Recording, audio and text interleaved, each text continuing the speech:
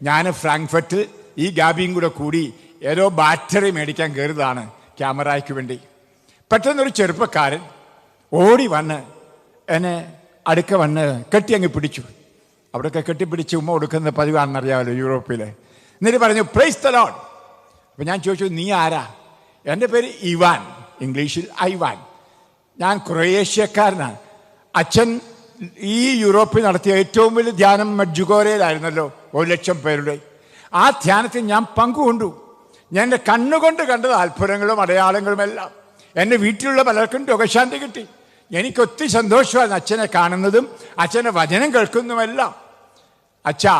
അച്ഛൻ്റെ കൺവെൻഷൻ കഴിഞ്ഞ പിന്നെ ഞാൻ സ്വർഗസ്ഥനായ പിതാവെ ചൊല്ലുകയില്ല. ദൈവമേ, വെളുക്കാൻ തേച്ചത് പാണ്ടായല്ലോ എന്ന് ഞാൻ ഓർത്തു കേട്ടോ. നമ്മൾ പ്രാർത്ഥിക്കാൻ പഠിപ്പിക്കാൻ അങ്ങോട്ട് ചെന്നത്. അവൻ അതുവരെ ചൊല്ലിയിരുന്നു സ്വർഗസ്ഥനായ പിതാവേ എന്ന് വെച്ചപ്പം അവൻ പറയാണ് എൻ്റെ ധ്യാനം കൂടി പിന്നെ കൺവെൻഷൻ കൂടിയപ്പം അവൻ നിർത്തിയെന്ന്. എനിക്ക് ഒരു ധ്യാന ഗുരുവായ എനിക്ക്, ഒരു പുരോഹിതനായ എനിക്ക് സങ്കടം ഉണ്ടാവും. നിങ്ങളൊന്ന് ചിന്തിച്ച്.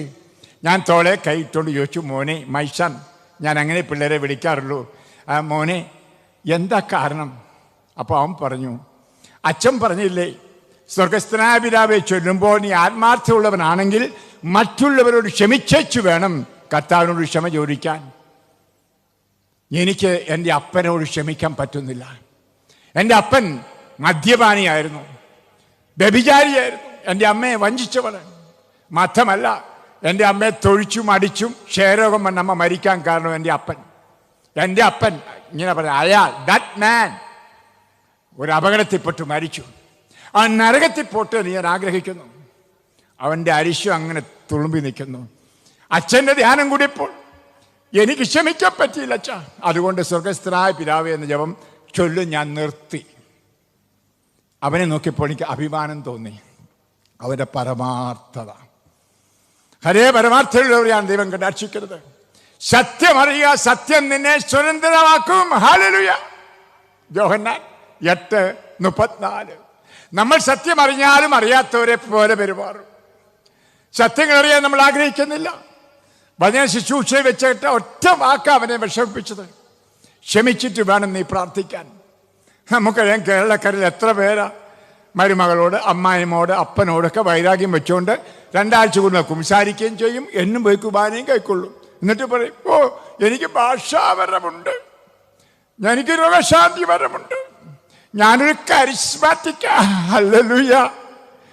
നീ കരിസ്മാറ്റിക്ക, പക്ഷേ കർത്താവിന്റെ കൽപ്പന ലംഘിച്ച് ഹൃദയത്തിന്റെ ആഴത്തിൽ വൈരാഗ്യവും രോഷവും പിണക്കവും വെച്ചുകൊണ്ടിരിക്കുന്നു. നീ രക്ഷ പ്രാപിച്ചിട്ടില്ല മോനെ. ഇവിടെയാണ് നമ്മൾ കേൾക്കേണ്ടത്.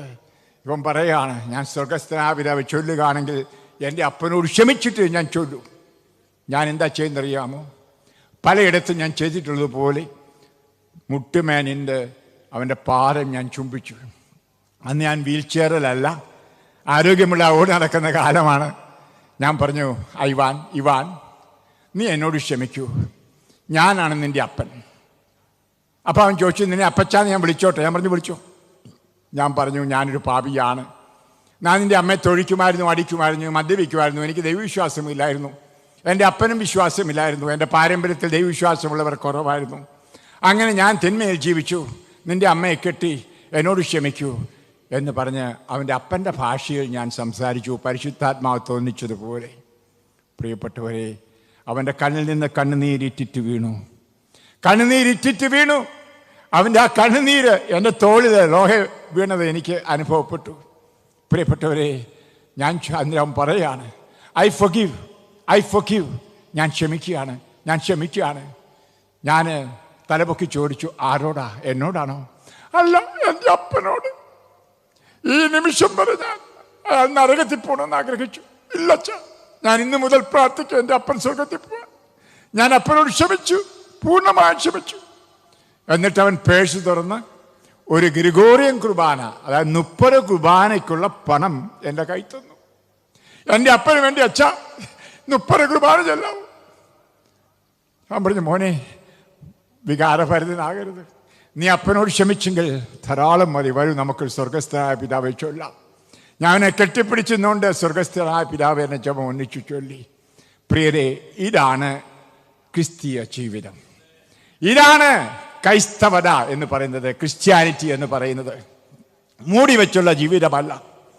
നമ്മൾ കേരളത്തിൽ എല്ലാം മൂടി വെക്കുന്ന സ്വഭാവമാണ്, അല്ലേ? നേരെ പോവുക, നേരെ വരിക എന്നുള്ളത് നമുക്ക് വളരെ ചുരുക്കം. ഞാൻ പലപ്പോഴും പ്രസംഗത്തിൽ പറയാറുള്ളത് പോലെ നമ്മുടെ മനോഭാവം നമ്മുടെ കോട്ടയത്തെയും പാലായിലെയൊക്കെ റോഡ് പോലെ ഇങ്ങനെ വളഞ്ഞു കിടക്കും.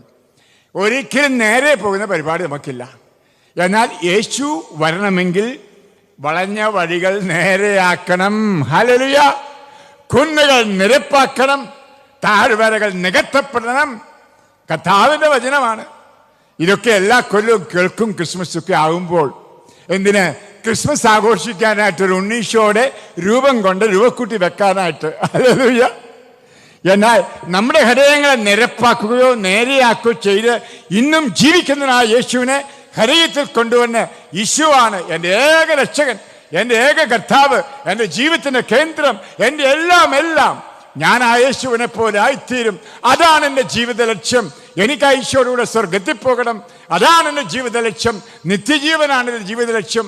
ഈ ചിന്ത എത്ര പേർക്ക് കേരളത്തിൽ ധ്യാനത്തിൽ കുടുംബം ആഴമായിട്ടുണ്ടാകാറുണ്ട്?